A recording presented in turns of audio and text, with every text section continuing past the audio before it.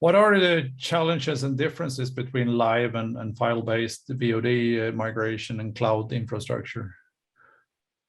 Luke. Yes, so for live, it's tricky because you got to get a live signal from somewhere, and typically, at least in our case, that's SDI inputs. So there's some physical SDI signaling somewhere on premise that we have to move to the cloud. The other challenge of live is, of course, as you're adding more steps to move that somewhere else, you'll add latency, and latency is something that we typically want to avoid. So there's definitely a balancing act there in how much latency you add by adding a long chain to move that signal, and how you can move it to the cloud without compromising stability. Because of course, as we all know, internet connections are not always perfect, and at some point it goes over the internet in that scenario, and that can be a challenge. Whereas if you're doing file-based workflows, file-based tend to be more resilient. You tend to get the files more ahead of time, so you have more time to catch up in some ways. But you can also retry that transmission if that fails. You can't really retry a live signal. If the live signal goes down, it goes down. There's nothing else to sort of retry that, because you're sending it out as soon as you get it in. So there's definitely some challenges that are much different between live and VOD that makes live, at least in my view, a lot more challenging to move to the cloud environment. Peter, do you want to add something there on that topic? I think Loki hit the nail on the head beautifully. Live production of all the different workflows of production, playout, and distribution is the last obstacle to really being able to build end-to-end workflows in the cloud, which is where you really get the value both in streamlined operations and cost efficiency. We've seen live production move to the cloud for cloud native organizations like esports, who are building really complicated live production workflows in the cloud. And their requirements are somewhat different than a major broadcaster. But we're also seeing where some major broadcasters, like in Sky would be a perfect example in Europe, are moving live production into the cloud and doing it at scale. And so we're seeing this happen. And you're right, you have to address latency, reliability, you have to create control, and really also, but the beauty of cloud is being able to build exactly the workflow you need for the complexity of the event in live production, which you never built with an on-premises system. So you might have something with 1 ME or 6 MEs. It wouldn't matter. You could build whatever you needed.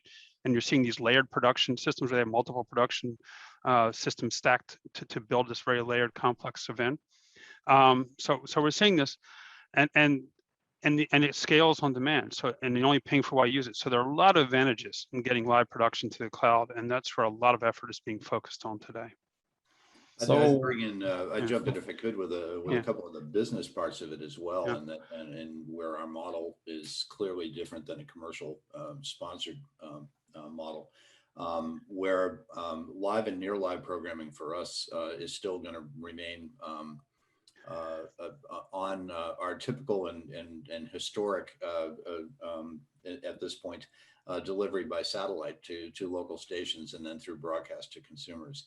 And partially that has to do with the idea of turnaround time on the programs. It may have to do also with limited rights windows for a news and public affairs program, where it's actually much more efficient for us to be able to put that through a live traditional broadcast chain than it would be to deal with the cloud, because the management of that and the cost involved in it.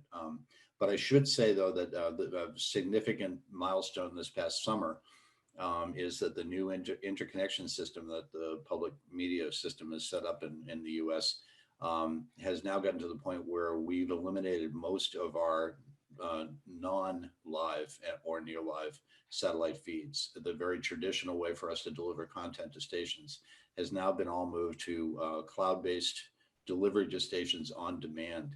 And as a supplier, as a distributor, it's a significant advantage for us, because we're now no longer held kind of hostage in some ways to a limited availability on linear satellite feeds to stations.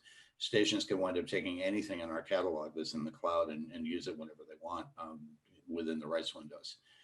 So it's another aspect of cloud migration, I think, that maybe might not be immediately obvious, but it's one that's been a significant one for us.